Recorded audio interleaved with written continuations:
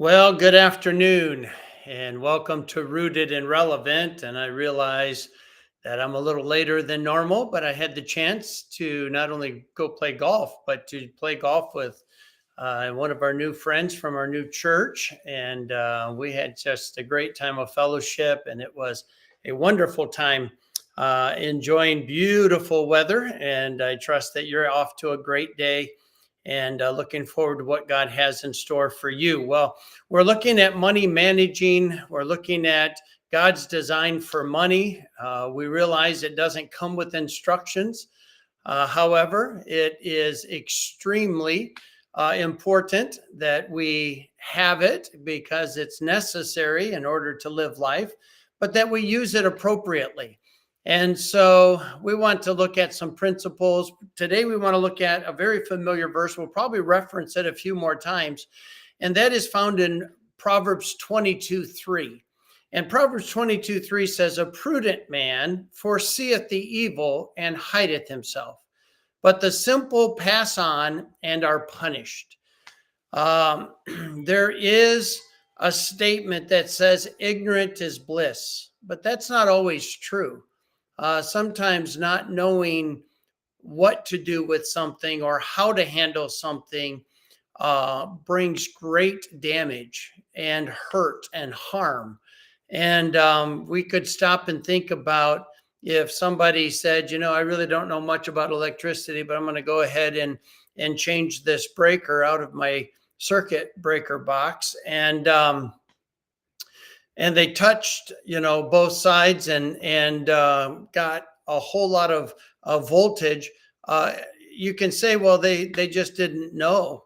They didn't know that there was a danger. They didn't know that it could fry them. They just didn't know.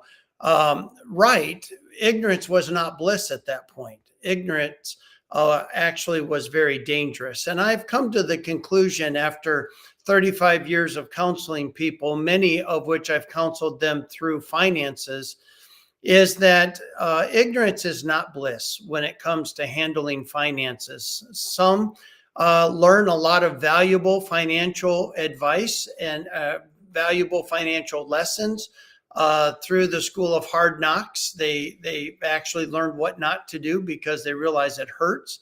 Others have learned because people have taught them not to do certain things and to make a priority of certain things. And so it's important to be educated as it relates to what is God's design for money.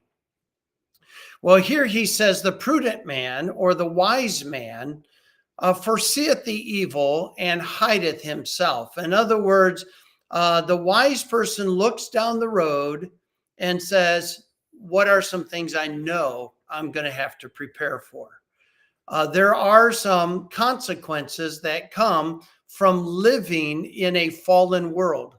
And sin has cursed every part of our world. It's cursed our body. Our bodies are going to wear out.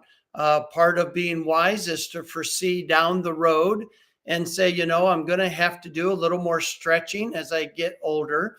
I'm going to have to make sure that I'm wise in how much I lift and how I lift it. When we're young, we seem to get away with things, and we seem to not have to pay attention to certain things nearly as much. But as we age, we have to. And if we're going to prepare for being healthy, then there's some things we really need to just not eat. There's some things that we need to eat less. There's some things we need to eat more of. There's just things that we need to get into our body by way of vitamins and minerals, the things that God designed our bodies to need. These are just principles of wisdom saying, listen, if you're going to prepare for what's coming, you better make some good decisions and prepare. That's what it means to hide yourself. Well, the same thing is true when it comes to finances. The second law of thermodynamics is alive and well.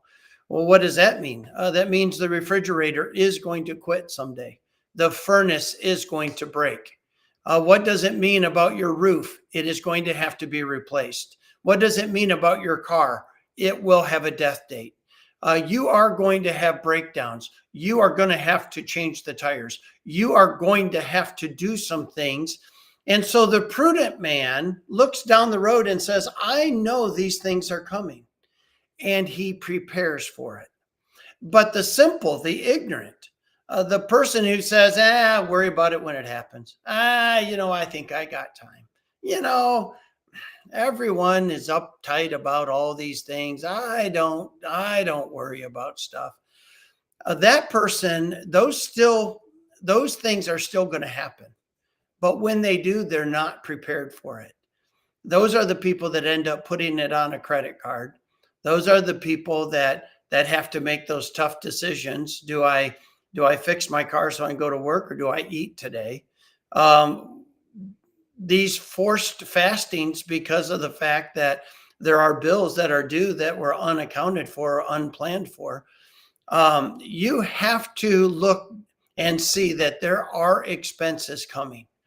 And so let me just say it this way. You cannot live on everything you make. You are wise to drive a car that has a lot of miles on it when you're making less money. You're wise to sit on couches that are secondhand when your money is tight and you can't afford new. It is wise to buy secondhand clothes if you can't afford new clothes. You need to be able to look and say, if I make $100, I can't live on $100. I've got to put some money away. Why? Because there are some expenses coming, whether I like it or not, that I better prepare for. Learning to live on 70% of your income is a very good mark. Learning to be able to just say, you know what, I don't make X. What I do is I make this much, 70% of my salary or my hourly income, and 30% is to be prudent. It's to look forward to things that might be coming and preparing, so that when they happen, I have a storehouse that is ready to purchase it, to repair it, to fix it. And so the hot water heater is going out. The stove is going out. The flooring will probably have to be replaced. The house will need to be repaired at some point. And so what are you doing? Are you living on everything, just trying to hope that it all works out, or hope somehow you can get your hands on more money when the moment comes? Or are you being prudent, foreseeing the coming expenses and preparing for them, so that you're not punished by, when they do come, you being unprepared? So Proverbs 22:3, remember it. It's a principle of finance to live by. I hope it's an encouragement to you. I look forward to seeing you again tomorrow. God bless.